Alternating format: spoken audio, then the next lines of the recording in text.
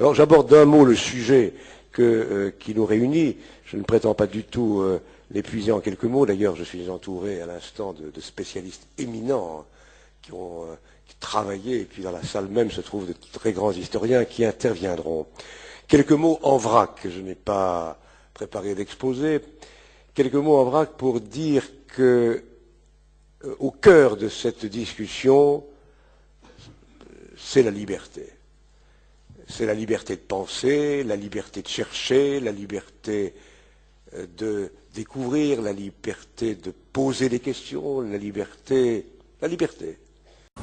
Je m'appelle Robert Forisson, j'ai 52 ans, je suis professeur à l'université Lyon 2.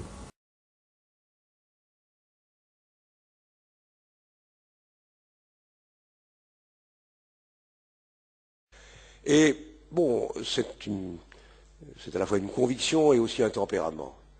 Je crois que en toute matière qui touche à l'intelligence, à l'art, à la création, la liberté doit être le principe, parfois absolu même. Et on ne peut y apporter de dérogation ou pas d'imitation, mais de conditions éventuellement que dans certaines circonstances parfaitement définies. Liberté de penser, y compris, pardon, d'être éventuellement politiquement incorrect, y compris de penser mal. Si l'on ne reconnaît pas le droit de penser mal, alors la liberté n'est point.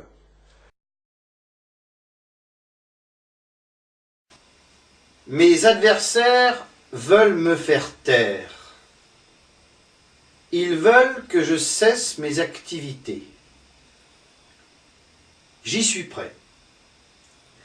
Mais à une condition.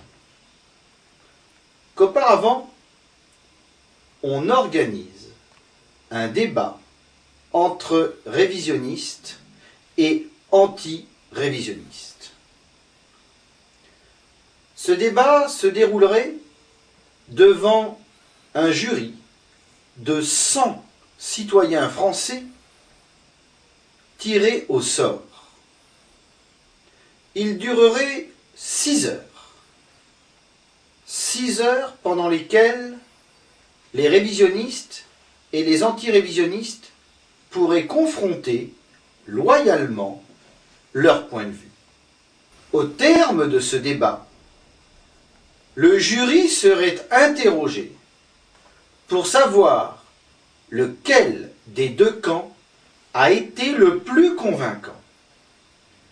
Si, à la majorité, ce jury répond que les anti-révisionnistes ont été les plus convaincants, alors je me retirerai de la scène et je cesserai toute activité révisionniste. Je n'invite pas évidemment à penser mal, chacun a ses convictions, ses valeurs, mais en même temps il faut, sauf dans certaines limites, et là se trouve poser un sujet, une question dont vous allez débattre. Qu'est-ce qui fait que nous considérons, par raisonnement ou par intuition, ou par émotion, ou parce que nous sommes des citoyens de cette époque-là, que la loi sur la Shoah et sur la négation de la Shoah doit être comme telle respectée? Pourquoi? Comment? Le révisionniste Ernst Zundel, condamné à 5 ans de prison ferme par la justice allemande. Le tribunal de Mannheim lui reproche notamment de mettre en cause l'existence des chambres à gaz durant la Seconde Guerre mondiale. Zundel n'a jamais renoncé à ses convictions. Et pourquoi sommes-nous, beaucoup d'entre nous en tout cas, réservés, sinon hostiles, à d'autres lois de proclamation et surtout à d'autres lois de criminalisation liées à des faits historiques? Je prends un exemple concret pour avancer, donc je ne réponds pas à la question que je pose, elle sera dans le débat. Pour avancer un peu dans nos interrogations, je voudrais prendre l'exemple de l'Arménie.